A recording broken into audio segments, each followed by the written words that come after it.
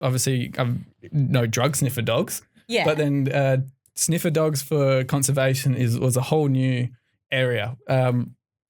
We've been using sniffer dogs for conservation for a really long time. I think the first recorded use was in like the 1800s, using them to help us find birds so we could tag them like in New Zealand. And people have obviously been working alongside dogs in the wilderness, in the outdoors for other applications for even longer than that.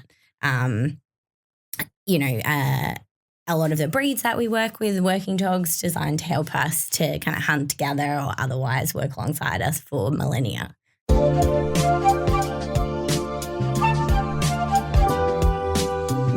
This production was recorded at the podcast studios in the Media Arts Centre at Murdoch University.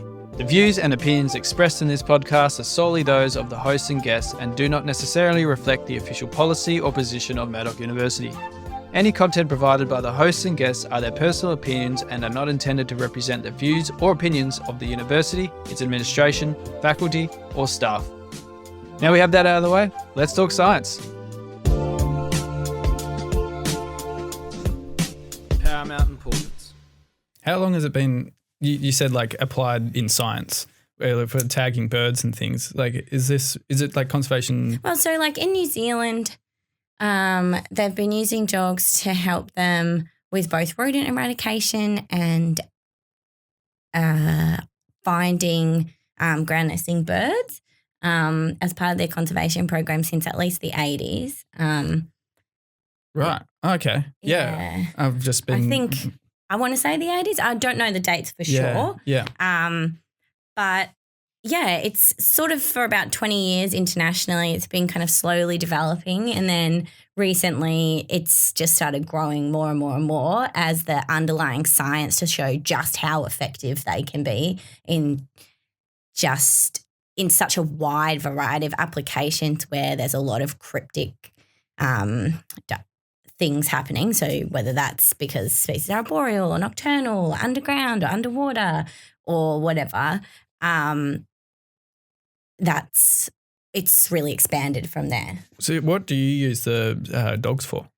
So is it okay if I take a step back? Yeah. So conservation uses dogs for two main purposes. We've got guardian dogs who people might have seen, like if they've seen like Oddball, or they've heard the stories about training guardian dogs to protect like the eastern barred bandicoots from predators. So there's that kind of box. And then there's detection dogs, and they're sort of split primarily into two main boxes. One is for feral predator management, so assisting us with locating things like fox dens, treeing cats, that type of thing, to help with the eradication process. And then the third one is detection of threatened species primarily, or invasive species. So there's kind of, within the detection box, there's a few different domains that we're using detection dogs, although the domains for detecting are sort of expanding rapidly. There's folks using dogs to find like pollutants and contaminants in the US to help with water quality monitoring. Oh, wow.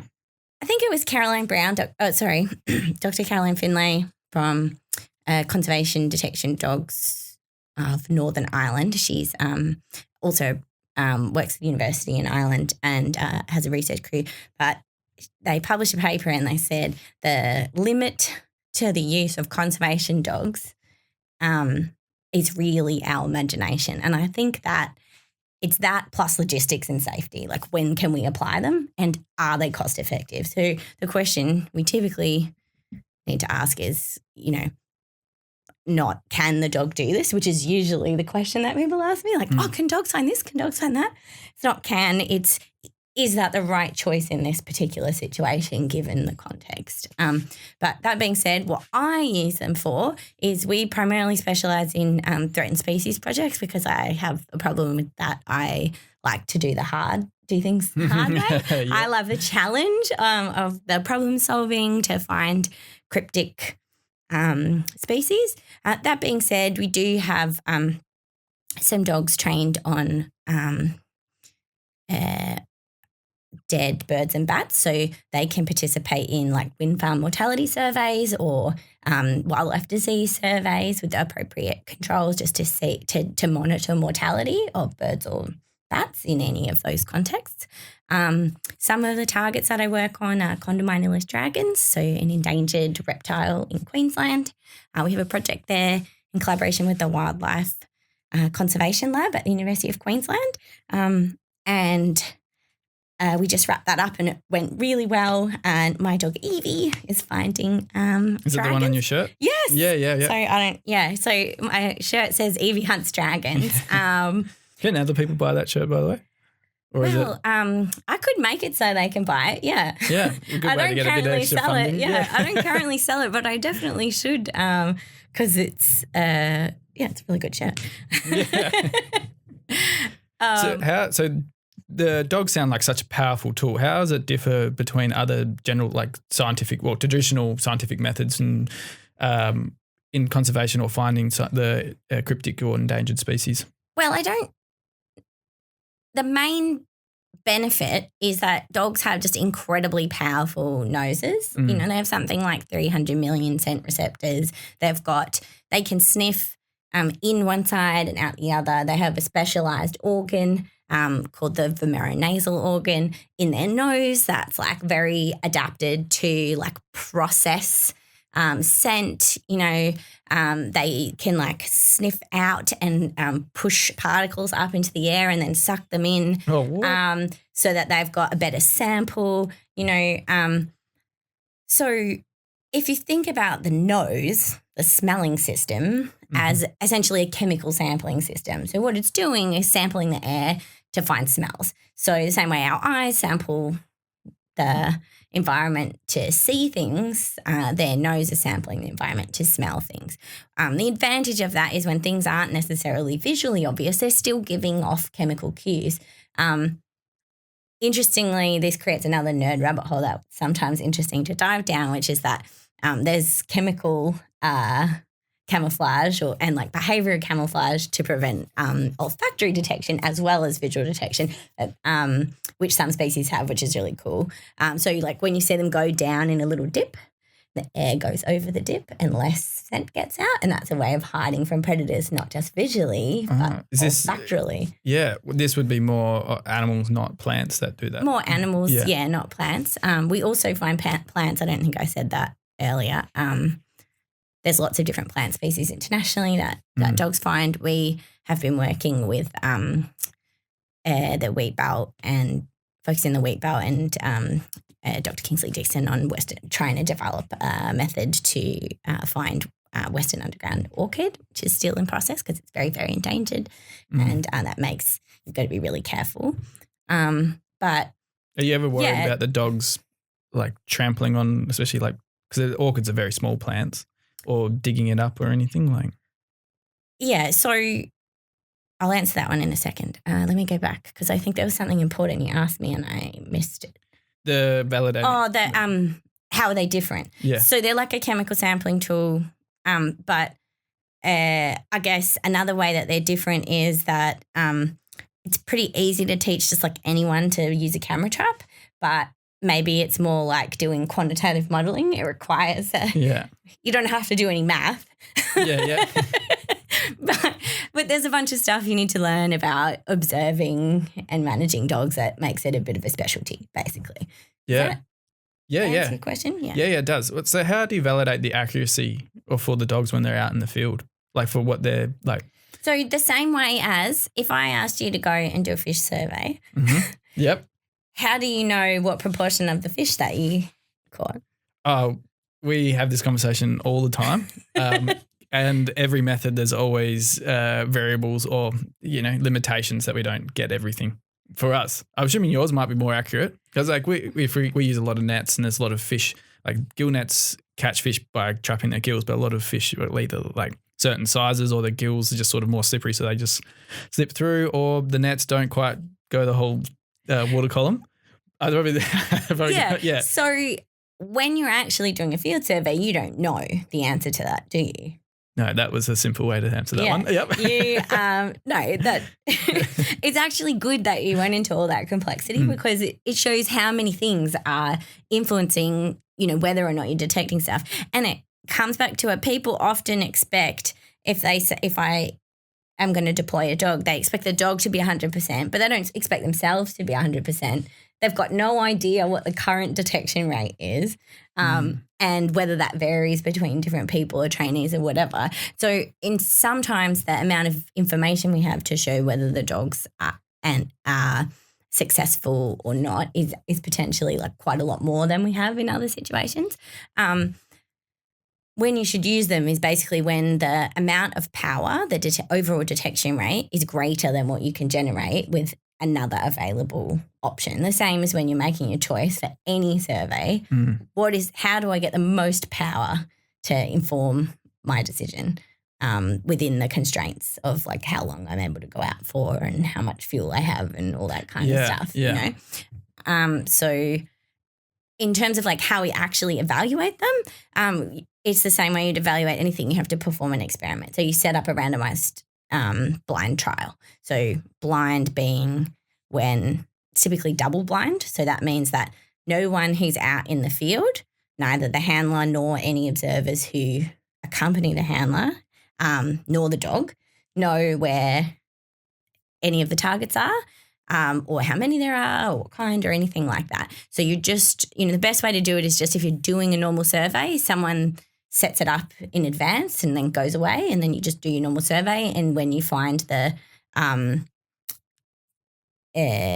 placed out samples or outplanted samples, whatever you want to call them, then you record those as well. And then they will then compare it to the set that they put out and you'll know how many, you'll know what proportion you got and whether there are any missed. So you typically use 3 different criteria. So that's the number of total samples available that were detected correctly, any false indications, so false positives, and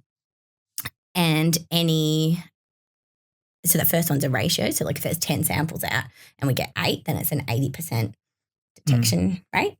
And then your specificity is how many were correctly identified. And so often you'll do that in a situation where there's other options to pick from. So like we call it like a lineup. You might have seen the bomb dogs like sniffing along like a bunch of containers or whatever. And so one of them may or may not contain, you do a bunch of different ones. Sometimes there would be nothing in there that's correct. Sometimes there would be other things that are similar. So like if you're looking at mortality, maybe you would have a dead rodent, which is an off-target item that would be incorrect. And you would see, do they indicate incorrectly on that? And so those are your kind of primary things that you're measuring. So the proportion that are available that are detected, the proportion that the proportion of incorrect indications and the correct identification. Are they relatively accurate? Like Yeah, I mean, so it depends on the target, industry standard for like wind farm mortality surveys or something like that is about 80%.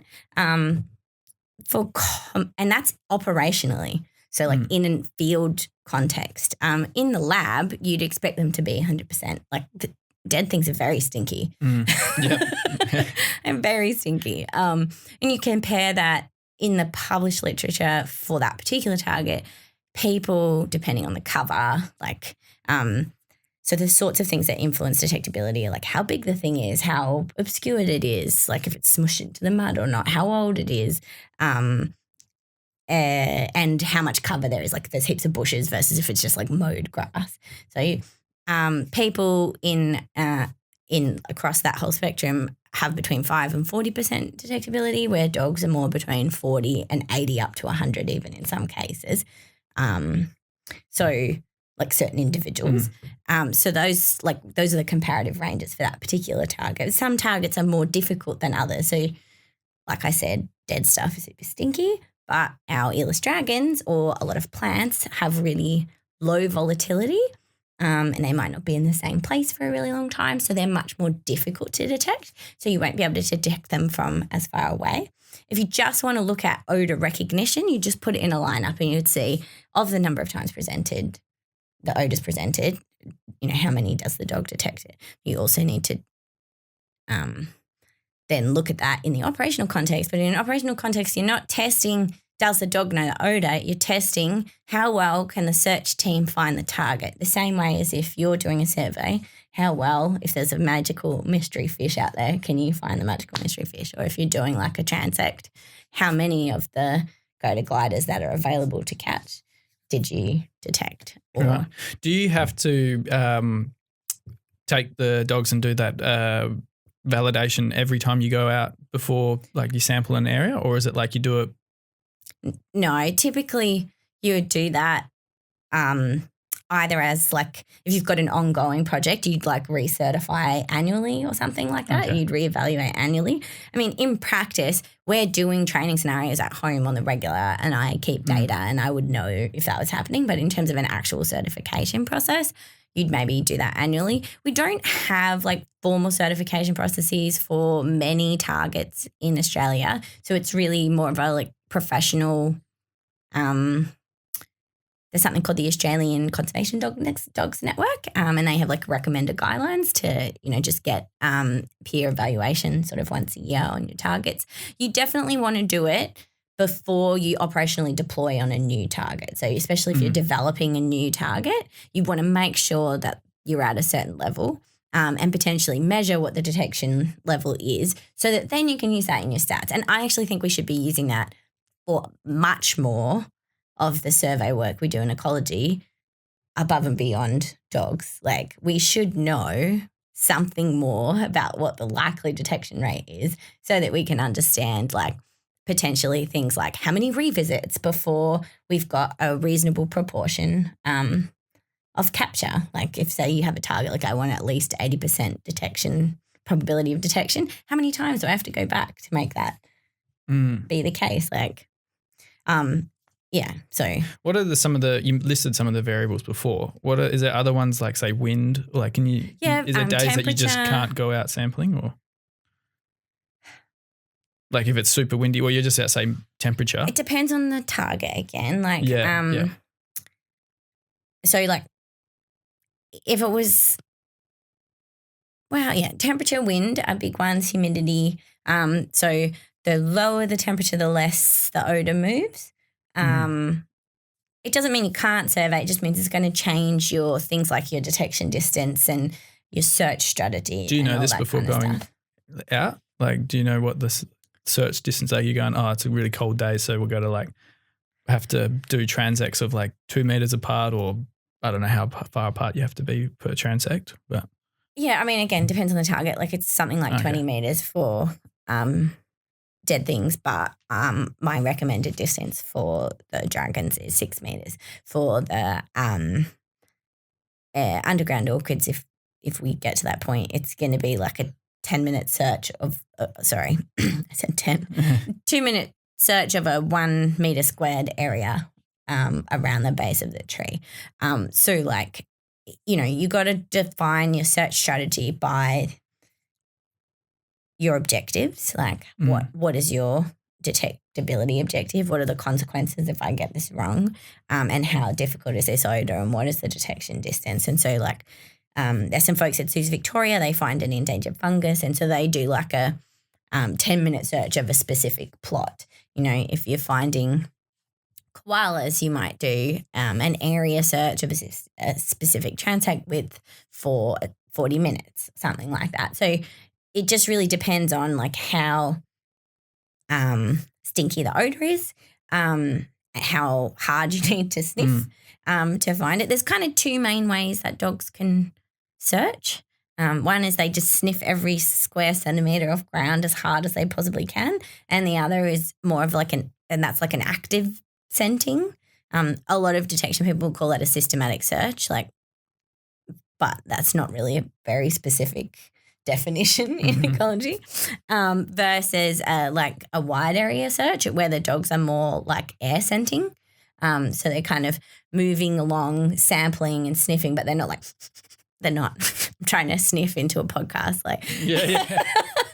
Can you tell the dog to do either type of sampling or? I train my dogs I have a different set of cues. So a cue being a signal, which can be environmental, contextual, verbal or body language. So whatever, like when you ask your dog and you do a hand signal and then they sit or whatever, or you say a word and then they perform a behaviour, that's a cue. But cues can also be like what harness you put on and did we get up at 3:00 in the morning and drive to the site and then get out of the truck and do the game that we always do before we go searching. What's the game?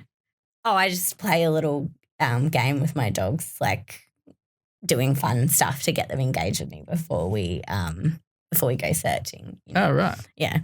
And so we have the same routine. And so I put, we've got the harness and I give them a little scratch on the side and I have my hand in a certain position. I send them off for one type of search, and then the other type of search I might have them in front of me and then, I've got their ball or their toy, depending, they will have a different reward. Yep. They get to choose their own. And then I've got a different hand signal and the whole situation is like very different. So yes, you can teach a different cue structure to cue a different search strategy for sure. Right. This is sort of going to my next question. It was going like, how do you approach a site, which you've kind of touched base on this quite well, and then like how does the methodology work? So you're out on site, and you've said you've just taken the dogs to go searching, and you're walking up and down transects, or is it obviously depends? It depends. Yeah, it's a good question because a lot of people want you to walk up and down transects, which does work in some situations, like for example. Wind mortality, where you've got a very stinky big odour and the dog's probably going to run into the odour cone at some point. Cone. It's kind of an old way of describing scent, but it's not very efficient because it only has one word. But anyway, run into the odour, moving through space in a turbulent fashion at some point, and that's fine. But if I want them to find something that's underground, then like you have to train them. Like let's say your target lives on a tree. So some people find like yellow crazy ants, right? And they're always climbing up and down. The ants might be climbing up and down a tree. So then you need to take, or I have a colleague in Finland who she has a team of dogs that find bark beetles. They're in the Ips genus, not the same genus as the polyphagus short-hauled borers, but same group of type, type of insects. Anyway, so they're obviously up a tree. So if I teach my dog to do a transect, they're not probably going to find the thing up the tree. No. So we're going to search each tree, So it's the same as. Well, you said earlier, like the underground orchid, you obviously find them at the base of trees? Yeah, so the underground orchid's really cool. It has so many cool, unique ecological features. But I'm not going to say them all because I surely will get one wrong, and then Kingsley will be bringing me up to tell me I got it wrong. But you said it takes, how long does it say for a dog to sample a tree? Well, survey that one tree. Well, so okay, the underground orchids, they have a tripartite mutualistic relationship. So there's the broom bush. There's a specific species of Melaleuca that lives in their environment, then has a fungus that is like associated with its roots, and then the orchid is associated with the fungus in the root system, and the fungus only goes a certain distance from the base of the tree, a couple of feet or whatever. It's probably less than that. Who knows? Well, Kingsley knows. So it's a really small area, but it's underground. So the closest they get to the surface, even when they've got a flower up, is like the bracts through the base of the topsoil. So you have to clear that away before you'd have any chance of finding them. So it's super destructive to search for them by humans. So they very rarely do samples. So if we can crack it for, if it ends up being possible to, we want to train the dogs on another genus and have them generalize because we don't want to in any way put the in more restricted species with only a few known individuals in peril. Mm-hmm. So that if we are able to get all the permits and everything, that's the strategy we want to use. But it's underground, so the dog would have to sniff every like square centimetre of that metre. And so like that's a very different search strategy. Again, it's very time consuming because you can't search every tree either. So how do you Yes, go you about can. select? Well, yes, you when can. there's say, only but- 10 hectares of known habitat, you can search every. Oh, is it only 10 hectares? Well, Wow. there is some more habitat where they might occur, but they haven't been detected there recently. So they may or may not Yeah. live in the other 2 sites. So I don't know what the total for all 3 sites Yeah. is, but Right. That's just, they're very restricted. And yeah. What are some of the other projects that you're working on with your dogs? Because you've got quite a broad range. So you've gone from animals to plants and like. some of the ones I can tell you about. Yeah, I'm sure there's a few. Yeah, obviously we work on endangered reptiles. We find dead things. There's like some plants that we're trying to develop. There's some arboreal species that we're trying to develop methods for. What's arboreal? here. Animals that live in trees. Oh, okay. Yeah. Yeah. So, but basically, there's some. I'm trying to develop some projects for some invasive species here. So not all of those are kind of fully realized, I guess. They're sort of still in development. And it kind of, but I guess I can just, the dogs can be trained to find many things, I guess. Can they search for multiple things at once, or is it like a specific thing that they have to target for that time? Yeah, that's a great question. They can find multiple things at once. In fact, that's potentially one of the things that's quite powerful depending on what you're looking for. So like I've been talking to a colleague. I'm like, you should just train a level 1 like survey dog. So for all the like level 1 fauna survey target species in the area that she works. And in like, for example, in the Americas, you'll train dogs to find like, say, all of the carnivores, and then you'll get all the carnivore scats, and you can meta barcode those and classify them. But meanwhile, the dog's found all these like scats hidden in the rainforest for you or whatever. So some of my colleagues in the US do that, and it's much more efficient than like looking for each one individually. So they have basically like a library, and every time you teach them a new scent, they've got like a new book in the library, and they just go looking for all the things in their library. They don't usually forget it. I mean, there is some science that shows over a 12-month period you start to get degradation, but they don't forget it. It just might not be at the same level of detectability. You can just retrain them though, right? When that happens. Yeah, you can just train them back up to the same level of. Do they let you know? Are they able to signal what they've found? Like, if they're looking for multiple things, can they go? Well, they can't tell you. They can't tell you verbally, but can they say, "Oh, this one is here"? That's a really good question as well. So they kind of basically what happens when we go out is they'll search using some system that we've trained for that target. They'll if they encounter odor, then they'll try and work it to find where it's coming from. And then when they get to the end point, they'll perform a behaviour that we've trained separately. Typically, that's a passive behaviour, so they don't interact with the target. I think you asked me that before, and I went on a tangent. Sorry.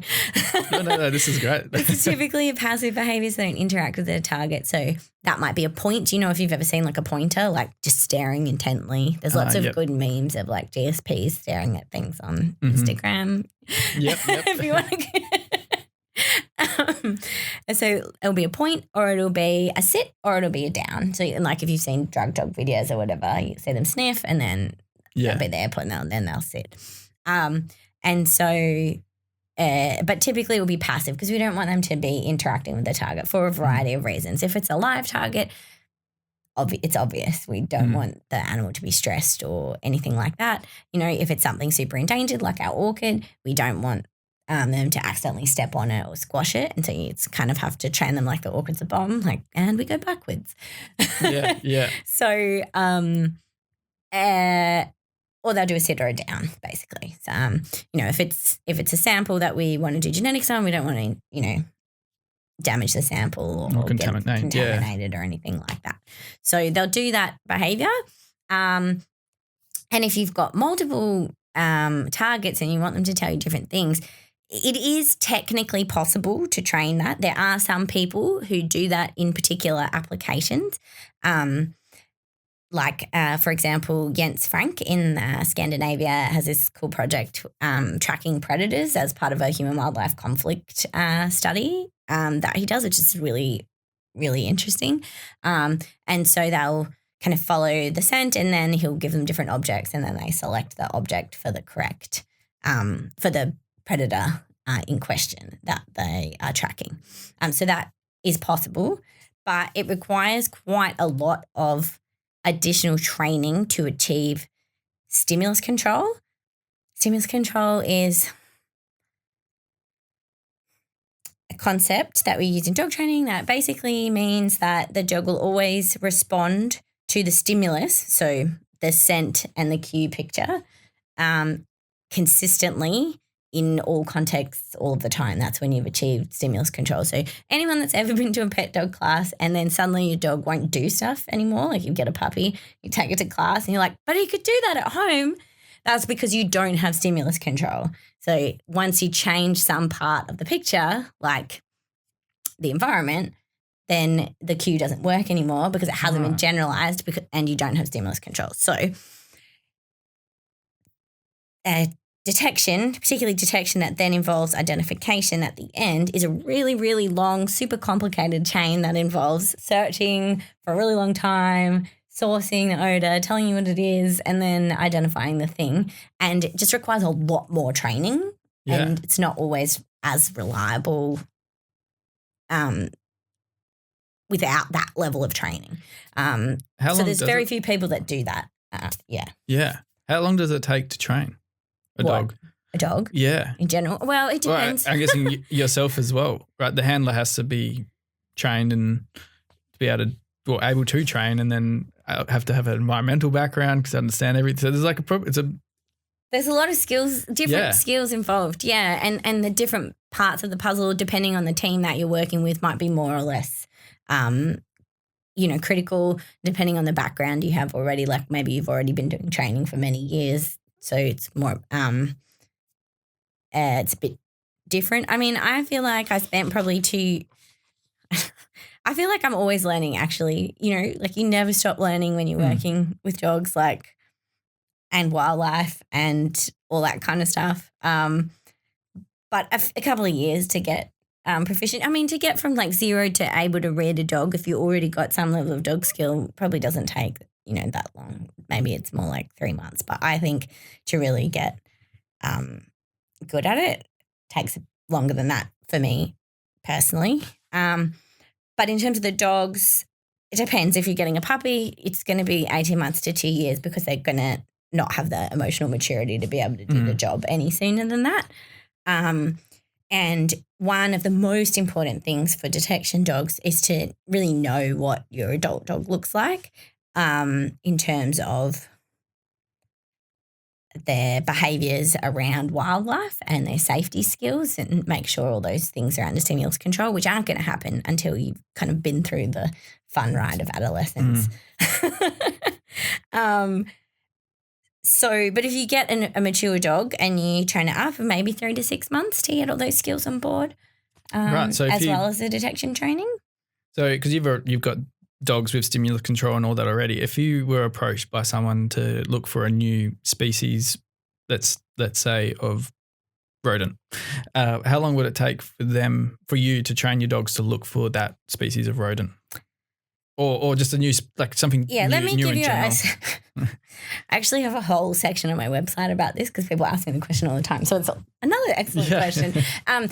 Training a new target is not, it's difficult to give an answer of it will take this long. If it's a relatively simple target and the dog is already an experienced dog, like it already knows how to search for things in a range of environments and all that kind of stuff, then, the imprinting phase you can do in a couple of weeks. So you'll be able to say imprinting is when you teach the dog to recognize and report the odor to you in detection training land. So, you could put the thing out in a lineup and they would tell you correctly when it was there or not there. That would just take a couple of weeks, easy. They know the game, they know the setup, they know what they're doing.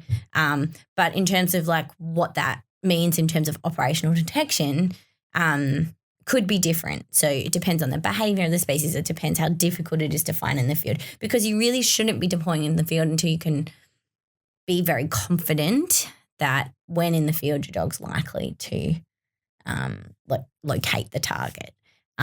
So you might want to do some field trials or something to set that up. And it also depends how like similar it is to other things. So for example, let's say you're Caroline Finlay, you want to tell two species of hook moss apart. So two species of what? Two species of hook moss that are almost visually identical, and there's one taxonomist in Ireland who can tell them apart. I can think of lots of cool plants in WA that have a similar talent. This particular hook moss, the one that they're monitoring, is highly sensitive to changes in water quality, like very, very, it just leaves when the water quality changes. So that as part of a, study on water quality they're engaged in, they turn this dog to do this because when there's only one taxonomist, it's very difficult for him to survey all the hook moss, whereas the dog can very quickly move through the environment. So in that case, the dog has to be able to discriminate, tell apart two very similar things. And so that requires like a bunch of extra training. So, maybe it's like a month in the lab and you've got to, first you put the hook moss in a stick, then you put the hook moss in some water, then you put the hook moss in a plant that's not found in the same environment. Then you put the hook moss in the plant. This is in your lineup. You have some other things as well. And then you put things that are closer and closer and closer until you've got all the things in the same genus and it picks the correct target. And then you've trained the discrimination. So just to give you a bit of an idea of the complexity involved in that part of the process. So let's say there's 6 different species of rodents and I have to tell the one congeneric rodent apart from the other rodent, and that's going to look a lot like that project. But if there's only 2 and they kind of live in different environments and we can do some extra training, then maybe it won't take that long. Right. Okay. So I typically tell people between 2 weeks and 2 months, and if your thing's only available to survey for 1 week a year, then it's going to take us several years for 1 week each year. Yeah. But yeah, when you've got, so you need really good samples and lots of different examples of your sample to do a good job of training so that the dogs can generalize, because they're so good at pattern recognition. They can tell individuals apart. They can tell age classes apart. They can tell all these things apart. So if you don't present them with all of them and say, together, this is the thing that we want, then you don't know if they're going to generalize. And different dogs have different personalities. Some are more likely to generalize and they would never tell them apart, and I think that's a silly idea unless you specifically go through all of that discrimination stuff. And then others are like, no, this is the thing. You've touched it and the glove has touched it and it was in a box.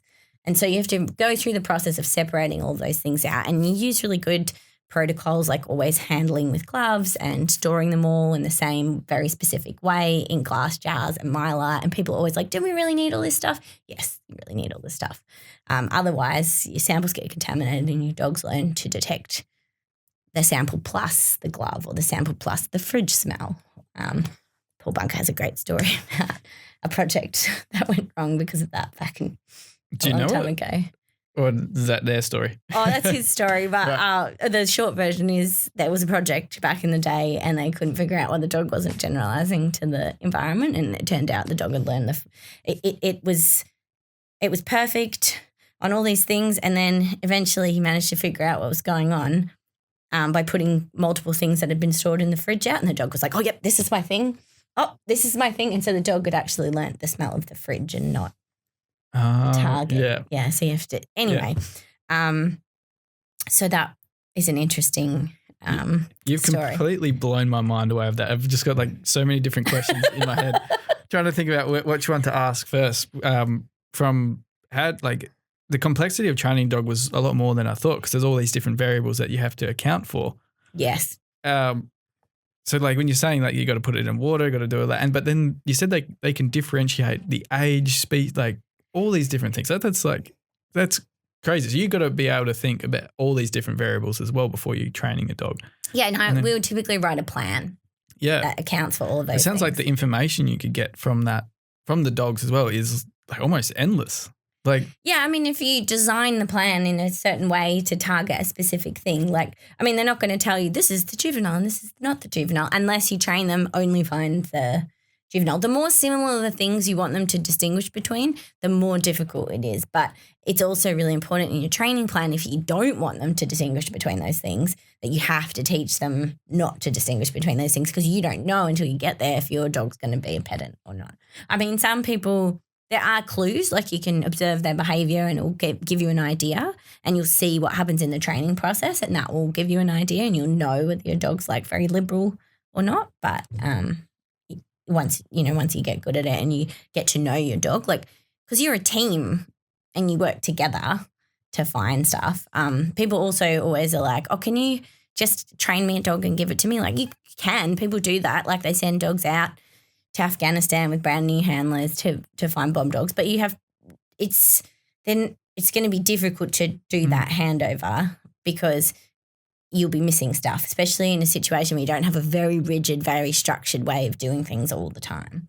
Yeah, well, I know like a lot of drug dogs and all, they all have a specific handler. Yeah. Yeah, like and that connection, and they talk about the connection of their dog or their canine units for whatever police, they all have the same. So imagine that's the same with you. You've said that you've got multiple dogs. Yeah. How many? So I have 3. I have one dog who doesn't work. She just creates chaos. She has a back injury, so she's not suitable. Like if we ever do any lab projects, I might get her involved, only if it doesn't exacerbate her back condition. We work really closely with her. She has her own physio. Right, wow. Because she has her back stuffed. But so I've got one crazy Aussie Shepherd and who doesn't work and 3 working line labs who are part of my working crew. Yeah. Yeah. Is there specific breeds or can nearly all dogs? That's an awesome question. So all dogs have those like incredible olfactory receptors and they can sniff. There's a really cool paper that tested like the overall like sniffing capacity of different breeds and the pugs were just as good as the German Shepherds and the labs and all that kind of stuff. I can imagine a pug in the field would be hilarious though. Right. So that's a really good point because you're not just looking for can they detect this, you're looking for can they do it safely for long periods of time and are they sufficiently motivated to keep working even when the conditions are tough. And so what you're looking for is a dog with the right level of athleticism and size, and that might be big or small depending on the application. So like if you want to put a dog in the air conditioning duct on a ship to make sure there's no rats going to Antarctica, you want a little dog. Yeah. Like a Border Terrier or a Jack Russell. Well, that's why they had, is it dachshunds? They use them to go down rabbit holes and things. Or that I know that's used ferrets and stuff for that. But yeah, dashies originally were bred to work together with other dogs who would sidehounds, greyhounds, or like staffies and stuff like that, as they would flush and then the other dogs would dispatch. Yeah. So like little dogs might be better at getting in small tight spaces like on shipping containers and stuff like that. But if we're walking through dense brush and they need to get through little holes, maybe it's good to have a spaniel. If we need to cover big distances, maybe you want a kelpie or a collie or a lab that can cover those distances like effortlessly.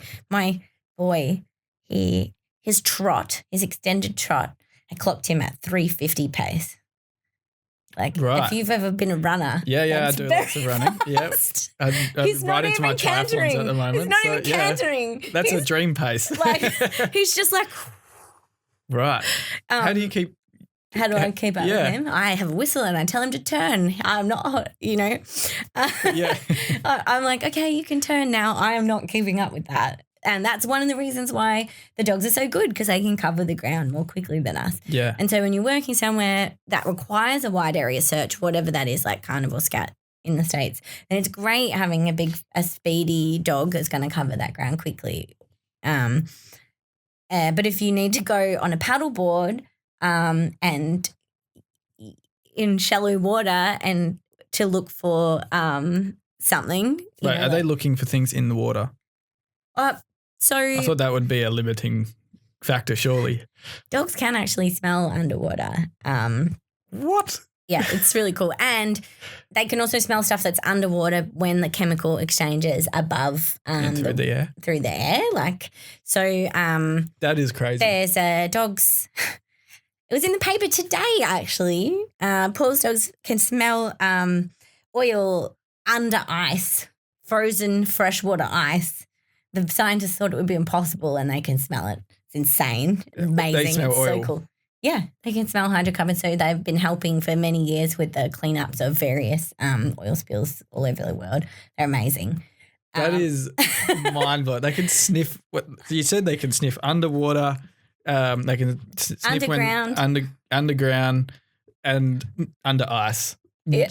There is no limits. This is what I said. It's your imagination and the safety and relative cost effectiveness. That is all that is standing in the way of finding things with dogs. And there's, I guess, the skills and availability of people and dogs to do things as well. But yeah.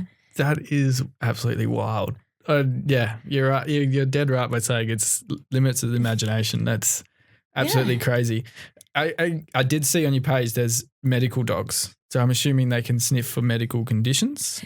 So we're just kind of in the process of developing a program of that, partnering with some colleagues of ours who do medical detection dog training already to kind of bring that on board. So we're kind of building those partnerships with clinicians and stuff to try and sort of increase our capacity in that space. But, yeah, dogs can sniff out all these cool medical conditions. Like Medical Detection Dogs UK have been doing some really cool research around that, and it's just mind-blowing what they can smell. They can do POTS, diabetes, Wait, what's POTS? cancer. It's called postural orthopedic tachycardic syndrome, but it's a Well done for remembering that. That's a lot. it's a condition that it's super debilitating, causes all these chronic issues, but one of them is fainting. And so the POTS dogs will warn their handler in advance that the fainting's going to occur so that they can sit down and do all the things that they I've seen this on need to do. On Instagram reels. Yeah, a lot of people will. What are they sniffing for to prepare someone to Okay, know so that is they're a gonna great faint soon? question. With a lot of odors that dogs find, we don't actually know what they're sniffing for, which is why we have to do all this stuff to make sure that the target that they're finding is the one we want. Because, we have some idea. So the object itself will have a smell, the solid object, whatever, and then it will release chemicals. But then those will be different. There'll be lighter ends. Oil spill, people call them, or whatever. That's the particles that burn off the quickest, the small ones that escape, and then there'll be heavier things that are slower to diffuse through the air and whatever, and they might be detecting those. You never know what part of the odor picture the dog's going to pick up on until you find out that actually it was the fridge part. Yeah. So that's why you have to be so careful and so strict in all the ways that you implement your training and make sure that you've got all that stuff covered off on. Sometimes you can just go in the field, find the target and reward the dog, find that target, and it's in the field and you haven't had to contaminate it, but that's only if that type of situation where there is a hotspot and you have known samples that are definitely that thing and haven't been weed on by a jaguar when you actually want them to find a, jaguarundi or tapir, because that could change the odor profile as well. Yeah. So if you definitely have known samples and you're in the field that haven't been contaminated, that's like the dream, because then you don't have to do all that stuff because you haven't touched it with your gloves or put it in your fridge or touched it with a human. But if you have had to take the sample away and train out of context, then you need to kind of like slowly go through the process of fading all those things out. But you were asking me about medical dogs, POTS. Yeah.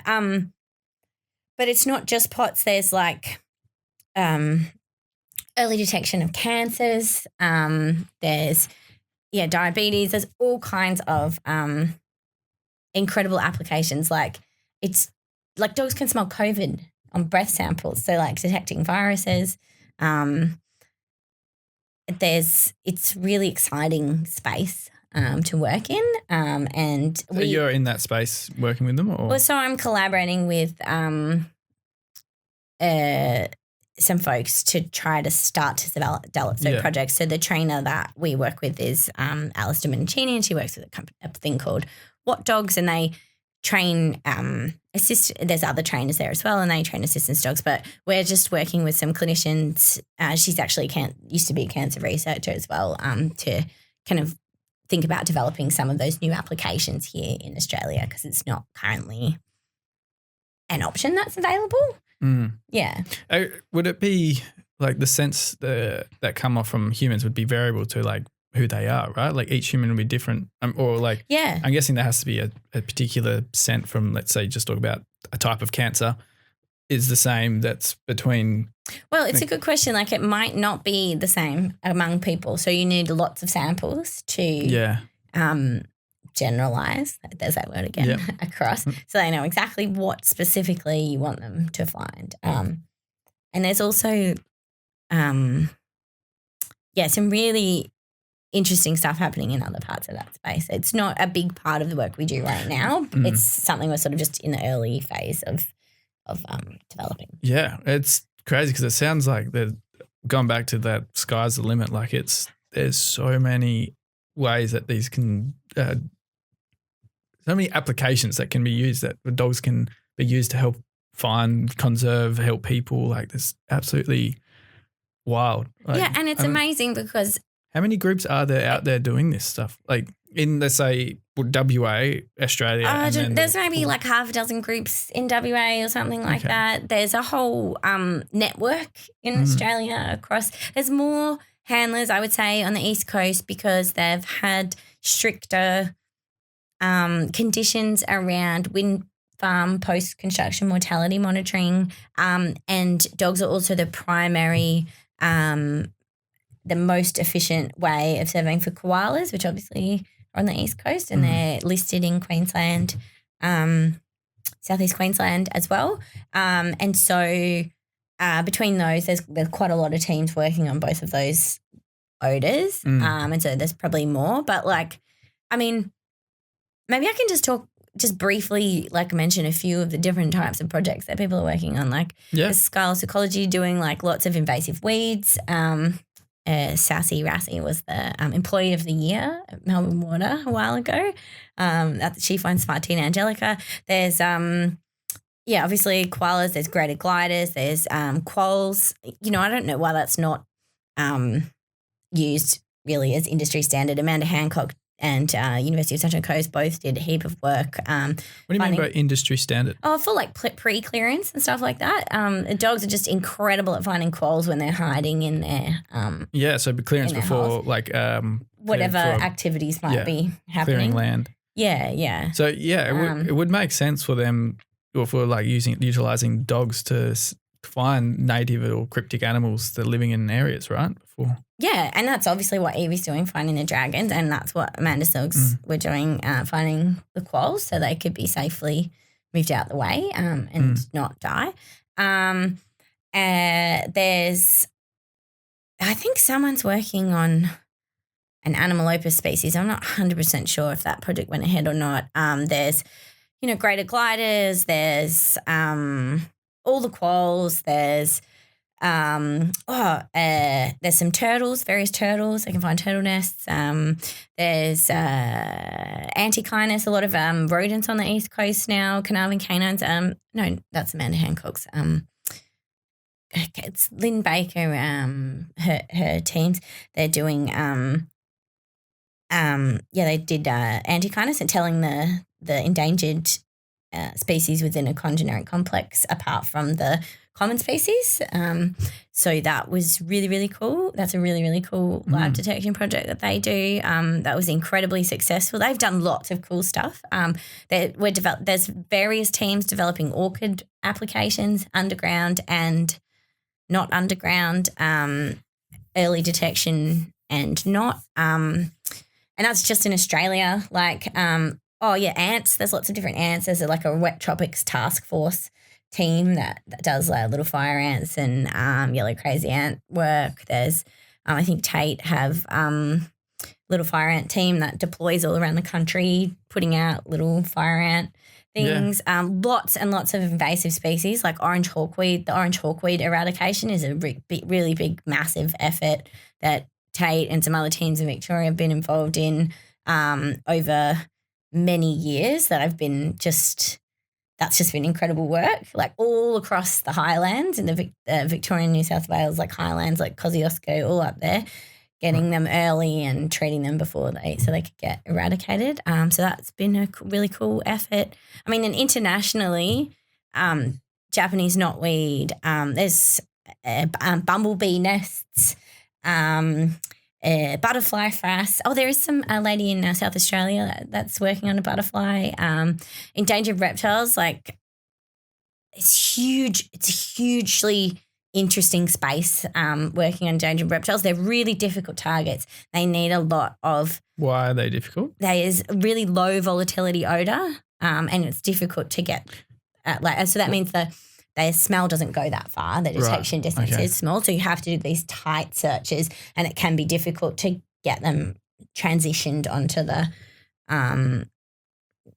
especially if you're imprinting in the wild. Sometimes there's some, other scents that might be part of the picture, so you've got to do lots of reps to. Yeah. Okay.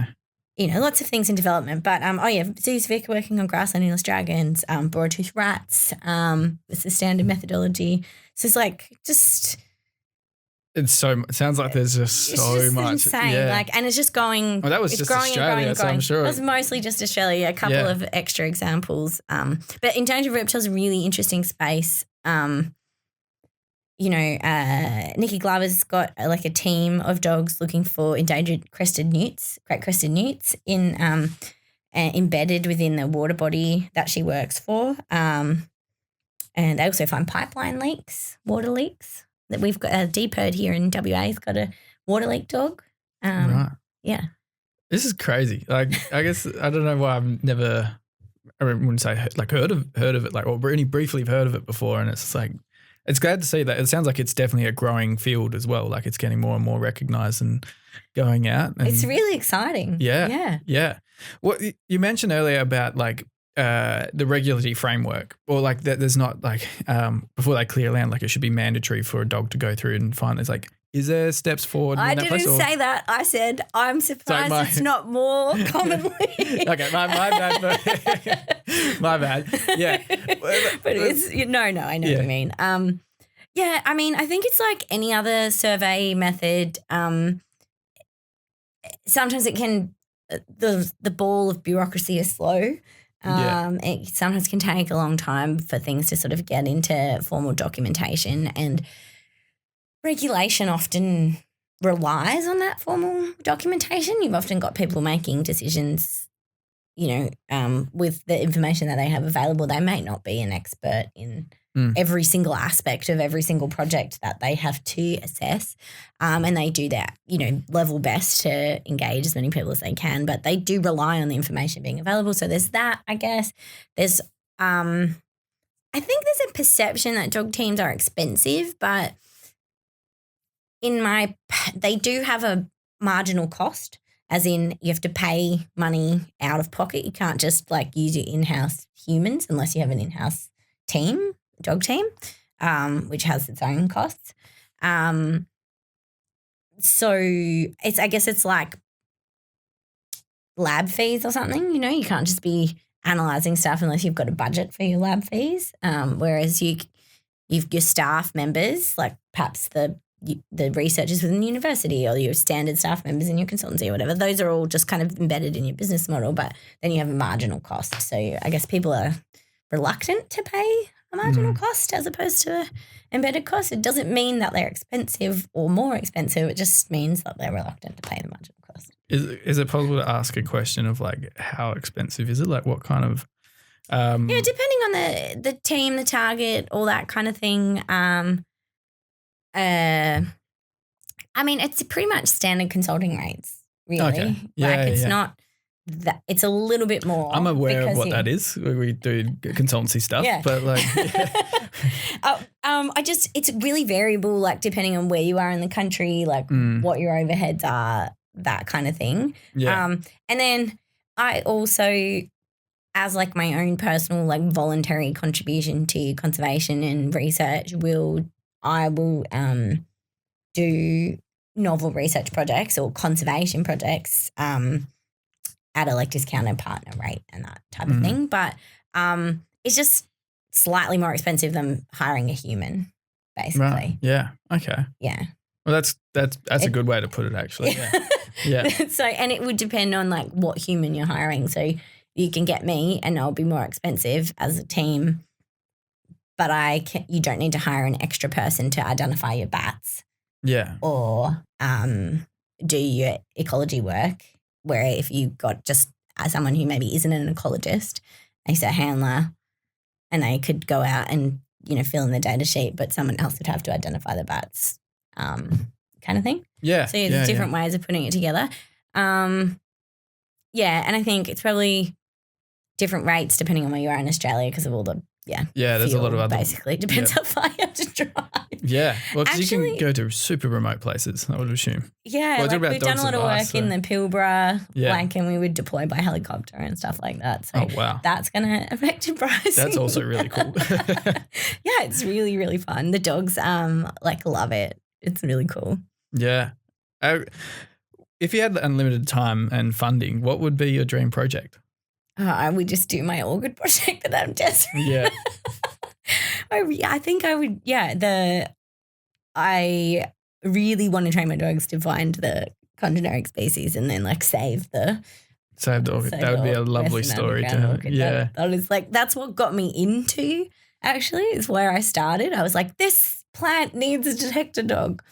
And I went down this rabbit hole. I was already doing a lot of training, because I have this nutcase dog who challenged Is this the one with the back issues? Yeah, really challenged me and taught me so many things. And then I went down this big rabbit hole, learning everything I possibly could about everything.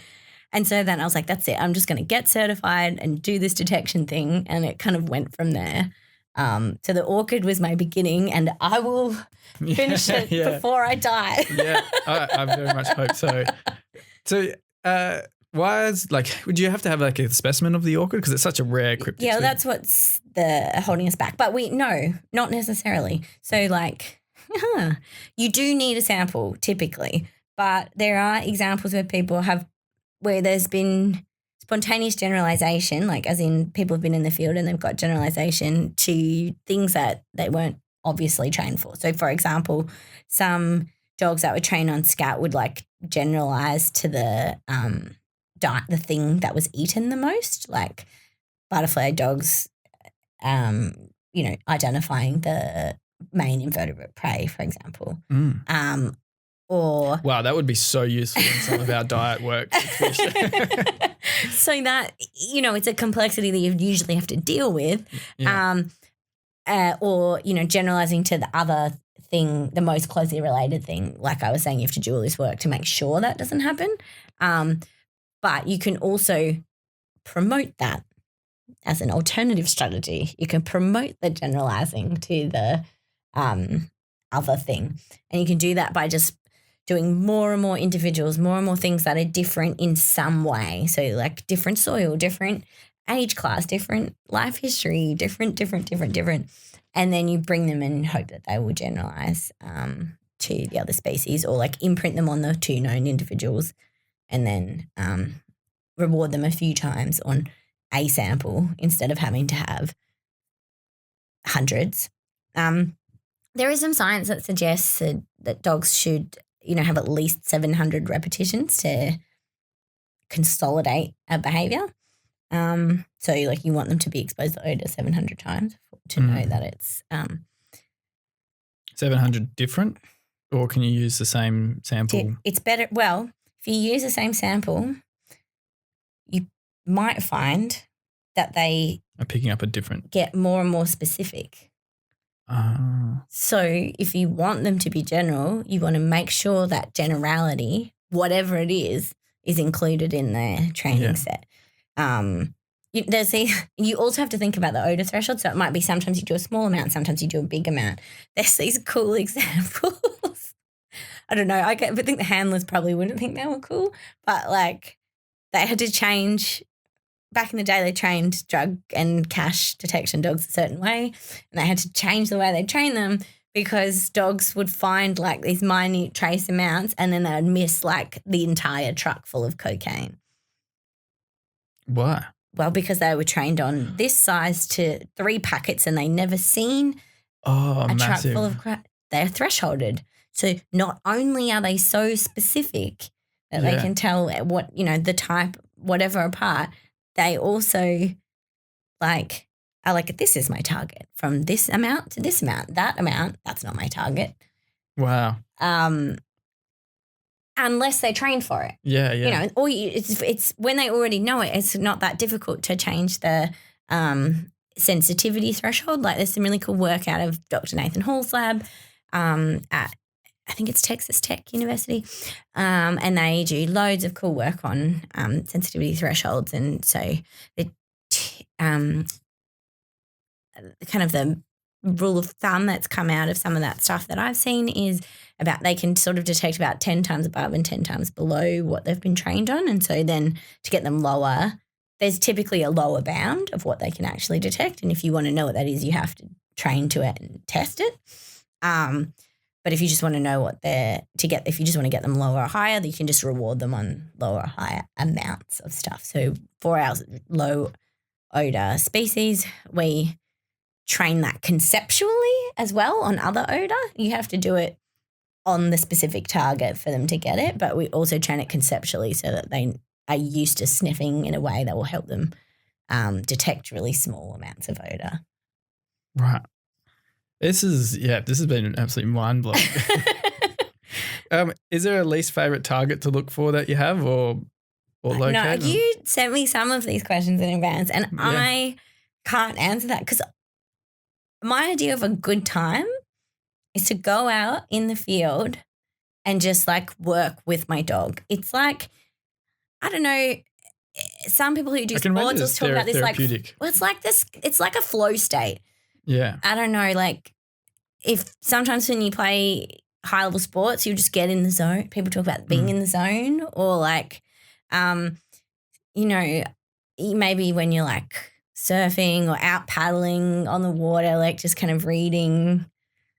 Well, it's like a form of hunting as well. Like biologically humans are built to hunt or gather kind of thing. So it's like all that kind of thing. Like I went spearfishing on the weekend and you're just swimming through the water and you're not thinking about anything else. You're just in this flow state. There's just like you're focused, but you're not like it's not like submitting a grant or something and you're like yeah, exactly. Yeah. All your senses are heightened, like you're looking at, I can imagine you're just staring at your dog's every move. Yeah, but there's no cortisol in that interaction, like so you've got heightened senses, good focus, but no stress. And it's just like my idea of a really good time. So I don't have a target that I don't like. Yeah. Well, not to say, is there at least one? Like you're like, oh, I really wish I was doing this one, but that's my favorite. But this is probably number 5 on the list. Nothing. Yeah, I just love it. It's so fun for me. Everything and anything. And even the science of it, I find mind blowing. Like, I mean, I just like to throw out all these factoids, but like when the dog has a positive experience with odor, it grows more neurons that are specific to that odor. It gets better over time. Like, isn't that insane? Yeah. And neurons are like one of the only types of cells that we grow more of that like regenerate. and they're using them now for like regenerating like spines in Japan. This cool novel research for olfactory neurons. Wait, not from dogs though. No, just human olfactory neurons. Yeah. So they're like using olfactory neurons to help regenerate spines because olfactory neurons regenerate on a regular basis and we It's grow like the more of them. nanobots, but biologically made. I know. They're amazing. And so like, yeah, there's all these like stories from like old drug dog handlers about how they always run the experienced dog after if they've got a bomb dog, they're like, and the new dog indicates they're like, we'll just run the old dog just in case to make sure. Yeah. Because they've got a much deeper, richer reinforcement history. So, yeah. It's. I feel like we could talk like this for hours because it just sounds to be just uncovering what could be unexplored. Yeah, people always ask me like, "Oh, were you talking to me about your dogs?" I'm like, "Your problem's going to getting me to shut up." This has been an unreal experience. Thank you so much for coming in today. Yeah, thank you so much for having me. I had a really good time, and I just love to kind of share what we do with anyone. Yeah, I would love to be able to share. I would want to follow on these stories. Is there ways? How can we actually follow on with your what you're doing progress wise or what you? Well, you can always check out the website, which is www.detectionforgood.com, to see like what we're kind of up to or if you want to get in touch. But we usually track some of our like happenings and goings on and videos of the dogs and fun stuff like that on the social media, mostly Instagram, but it's What's the handle for Instagram? Detection for Good. So DETECTIONFORGOOD. Yes. Yeah, I'm definitely going to be sharing a lot of your stuff and like keeping updated.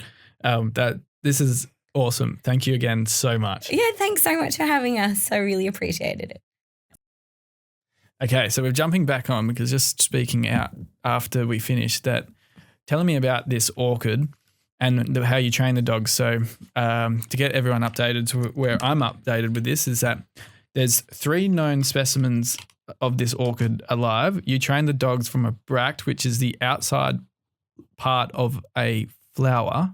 So last time the folks who do the surveys, the botanists who have the permits, who know where they are, did the surveys, they only found 3 individuals. So that's how many we know are alive right now. There might be more, but that's all we know.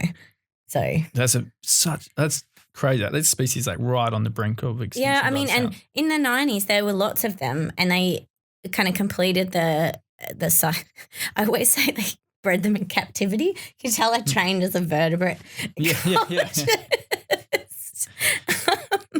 They kind of figured out how to grow them, cultivate. There we go. Look at me being a botanist. Cultivate them, and then they were like, okay, that's cool, but there's enough. They're vulnerable, but there's enough. We don't need to grow them in captivity, and so they didn't do that anymore. And then I guess there was like a really long dry period, or some other things that we don't understand about the environment going on. And now then they came back in the sort of mid 2000s, and they've just been declining at the last sort of there's 3 sites. And yeah, last time they just found 3 individuals. And when they did that, there was a bract that had kind of fallen off for whatever reason, naturally or and so that's I'm going to try to describe what it is. It's the outside part of the flower, like that green bit that holds the flower. Yeah, except in the orchid it's not green, it's like a fleshy purpley colour. You'll have to look it up. It's called Rhizanthella gardneri is the species. But because they don't have any chlorophyll, because they're really cool and they have You said they live underground. Yeah, that part of their life cycle is above ground. There are some other Rhizanthella so they're not on the east coast. photosynthesizing, they're doing something else. Yeah, they're not. Yeah. There's some related species that live on the east coast, and they do have some of their bracts have some chlorophyll in them, but not the WA. There's 2 species in WA in the genus, and they don't. Right. So you had one bract to train your dogs from. Yeah, so we imprinted the dogs on that, and it was a whole thing because normally you wouldn't have any cores and you wouldn't have anything else, but I had to keep it moist with distilled water because it's very important, because we don't ever want to damage any of those individuals, but this one had already fallen off when they found the plant, and so they took it and did some genetic sampling. But so I trained the dogs, and then it went to the lab and they did the genetics and other things that they were doing on it. So it's like a very precious piece. Yeah. So I had to keep it moist. So we had to add distilled water. So then I had to put all this distilled water in the lineup and all this stuff. And so we imprinted the dogs, but we just don't know if they'll find the So you haven't been able to use a live specimen to find. Yeah. We got to wait. Yeah, because you were saying that's like they do the survey every 3 years because they say, well, you mentioned before, like they don't want to damage any part of the environment, especially if they only think there's 3 individuals left. Yeah, so it's really important that the like very specific microclimate of the orchids doesn't get disturbed in any way, because like they're pollinated by a very specific gnat that requires the very specific microclimate. Well, we don't know. We think maybe it's hard to say. What's a gnat? A gnat is small. Is it like a little bug? Small bug. Yeah. That I think the garden. I hear my mum's an avid gardener. I'm pretty sure I've heard her talk about gnats before. Yeah. So they're like a really teeny. Entomologists are going to be coming after me as well as the botanists. They're a small bug. That is where I'm going to stick to. I'm going to stay in my lane on that. And so have you used the dogs to go look for these orchids yet? Or Well, we just didn't have enough samples. So we did go out with the survey team and kind of reward the dogs in the location that we knew there was the plant.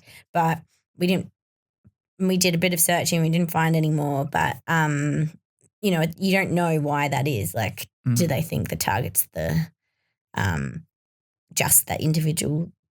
Do they think it's that individual plus the disturbance from people?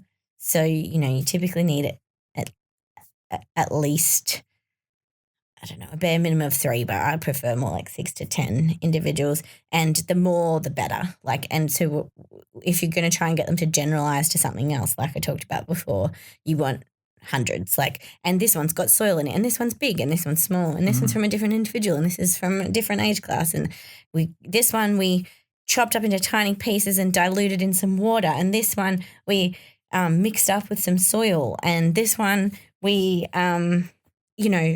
they call them mixture presentations and dilutions and whatever, but just so many different ways that you can present the odor that have something different. So like when you dilute it, different parts of the chemical headspace are going to be more prominent than others when they've got the specific target. Different parts when it goes through the soil, different parts are going to be more prominent than others, and training it like underground all the time. Like I've got all these hilarious setups in my yard, like this little square of sand and a square of soil, and I've like drilled in so you can kind of like drop this target and put the tube with the aged soil back in and like leave it for a few days. Oh, really? I've got a little auger for drilling in my yard. Sniffer dog boot camp by the sounds of it. Yeah, it's all kinds of fun stuff. Right. So where are we roughly at with the orchid? Well, where we're at is we've decided that we need to we need to get some funding so that we can and all the permits and everything that go with it. So we need to develop the next phase of the project and hopefully work on identifying the other species, which is Rosenthal Johnstoni, and then come back and search for Gardneri. Right. Okay. This is kind of like this isn't like a project that people pay me loads of money for. I just do this for the love of the plant. Oh, if you can save this species, people pay me no money for this. Yeah, I think like having the opportunity to you're almost like, I wouldn't say it's not single handedly, but like, because I'm sure there's a team. There's so many people doing way more important stuff that all the people working on it for the last 30 years. But still, you can have a huge impact in saving this species, and I'm sure people would want to keep following on that story as well. As much as I do, I want to be able to hopefully see in the future that we've found more, and then you've been able to cultivate them and bring. Obviously not me, because you can see I'm like a botanist who knows how to grow. I have a very brown thumb. Like, I love plants, but people other than me have to grow them because I have a very brown thumb. The only thing growing in my house is like that devil's ivy. Devil's ivy, because it never dies. Yeah, doesn't matter what you do. Every house got some, especially people. Yeah. But in fact, someone gave that to me as a housewarming present because I told them I had a brown thumb, and they were like, "Do not worry, you cannot kill this." Yeah. Nice. Well, thank you again very much, and adding on this last bit as well, because that was so interesting. Yeah, you're welcome. All right, this time we're gonna end.